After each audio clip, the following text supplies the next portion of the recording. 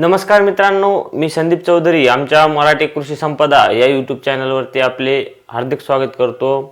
मित्रांनो, आजच्या या व्हिडिओमध्ये आपण मुख्यमंत्री माझी लाडकी बहीण योजनेबद्दल माहिती पाहणार आहोत।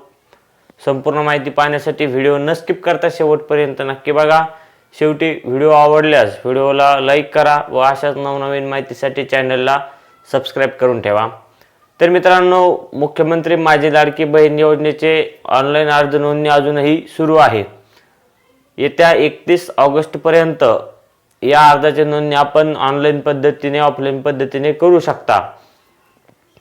तर ही जी योजना आहे या योजनेचा जो काही पहिला व दुसरा हप्ता एक सोबतच येणार होता किंवा जो येणार आहे, हा हप्ता कधी येणार हे आतापर्यंत साऱ्या नागरिकांना साऱ्या महिलांना सर्वांना माहित होतं। परंतु आपल्या हाती असे काही अपडेट लागलेले आहे की जी तारीख पूर्वी ठरलेली होती ती तारीख बदलून आता नवीन तारीख जाहीर करण्यात आलेली आहे। जुन्या तारखेऐवजी आता येणाऱ्या नवीन जी तारीख जाहीर केली आहे त्या तारखे दिवशी हा पहिला व दुसरा हप्ता 1500 रुपयाचे 2 हप्ते म्हणजेच 3000 रुपये या नवीन तारखेला या पात्र महिलांच्या खात्यामध्ये जमा होणार आहेत। तर जुनी तारीख कोणती होती व नवी तारीख कोणती आहे?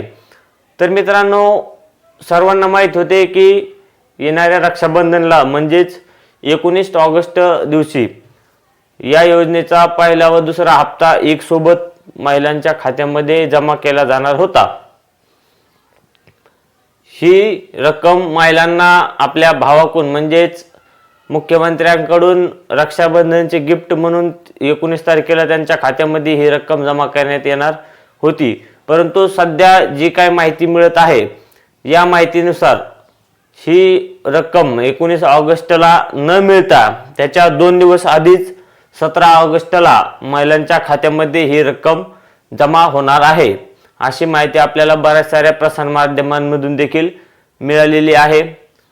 तर ज्या काही महिलांचे ऑनलाईन अर्ज अजूनही बाकी असतील त्यांनी लवकरात लवकर 17 ऑगस्टच्या आधी आपले ऑनलाईन अर्ज नोंदणी लवकरात लवकर पूर्ण करून घ्यावी, जेणेकरून तुमचा अर्ज हा अप्रूव्हल होऊन तुम्हाला येत्या 17 ऑगस्टला पहिला व दुसरा हप्ता एक सोबत मिळेल।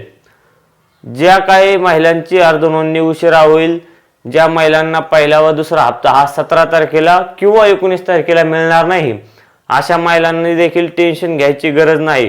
कारण ज्या महिलांचे अर्ज नंतर भरण्यात येतील किंवा नंतर अप्रूव्हल करण्यात येतील अशा महिलांना पुढच्या महिन्यातील हप्त्यासोबत हे मागील 2ही हप्ते म्हणजे पुढच्या वेळेस त्यांना एक सोबत 3 हप्ते अशा प्रकारची ही योजना आहे। त्यामुळे महिलांनी लवकरात लवकर आपला अर्ज ऑनलाईन करण्याकडे लक्ष दिले पाहिजे। तर ही माहिती तुम्हाला कशी वाटली आम्हाला कमेंट बॉक्समध्ये कमेंट करून नक्की कळवा। त्यासोबतच हा व्हिडिओ तुम्हाला आवडला असल्यास व्हिडिओला लाईक व अशाच नवनवीन माहितीसाठी चॅनलला सबस्क्राइब करून ठेवा।